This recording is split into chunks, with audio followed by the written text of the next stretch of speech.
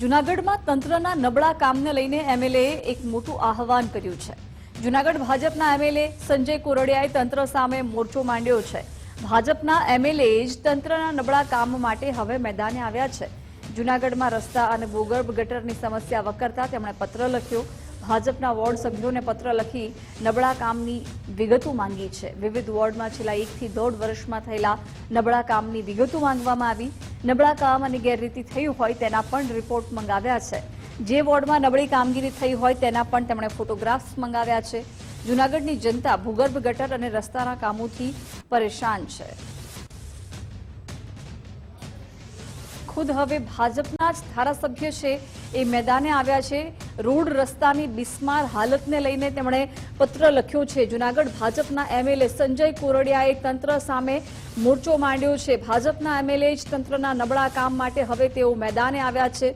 જૂનાગઢના રસ્તા અને ભૂગર્ભ ગટરની સમસ્યા વકરતા તેમણે પત્ર લખ્યો છે। ભાજપના વોર્ડ સભ્યોને પત્ર લખી નબળા કામની તેમણે વિગતો મંગાવી છે। સાથે જ વિવિધ વોર્ડમાં છેલ્લા 1 થી 1.5 વર્ષમાં થયેલા નબળા કામની વિગતો પણ મંગાવી છે। નબળા કામ અને ગેરરીતિ થઈ હોય તેના પણ રિપોર્ટ તેમણે મંગાવ્યા છે। જે વોર્ડમાં નબળી કામગીરી થઈ હોય તેના ફોટોગ્રાફ્સ પણ મંગાવવામાં આવ્યા છે। જૂનાગઢની જનતા ભૂગર્ભ ગટરને કારણે અનેક સમયથી છે એ ત્રાહિમામ પોકારી ઉઠી છે। રસ્તાના કામોની સમસ્યાથી પણ જૂનાગઢની જનતા પરેશાન થઈ છે। ત્યારે વિગતો મેળવીશું સહયોગી ધર્મેશ પાસેથી। ધર્મેશ, હવે ખુદ રોડ રસ્તાની બિસ્માર હાલત હોય કે પછી ગટરના કામો હોય, જૂનાગઢ ભાજપના એમએલએ જ હવે મેદાને આવ્યા છે। વોર્ડના કોર્પોરેટરો પાસે અત્યારે એમને રિપોર્ટ પણ મંગાવ્યો છે। જિજ્ઞાસા, સૌથી મહત્વની વાત એ છે કે મોટે ભાગે સૌરાષ્ટ્ર કે ગુજરાતના મોટા મહાનગર અને નગરમાં રસ્તાની સમસ્યા અને ભૂગર્ભ ગટરના કામોને લઈને અનેક ફરિયાદો અને મીડિયામાં અહેવાલ આવે છે। ત્યારે એકમાત્ર જૂનાગઢના ભાજપના ધારાસભ્ય સંજય કોરડિયાએ આજે જે સક્રિય સભ્યો હોય ભાજપના એમને લેટર લખીને કીધું કે તમારા વોર્ડમાં જે સમસ્યા છે એમના ફોટોગ્રાફ અને તારીખ અને કામમાં ગેરરીતિ હોય તો જણાવો।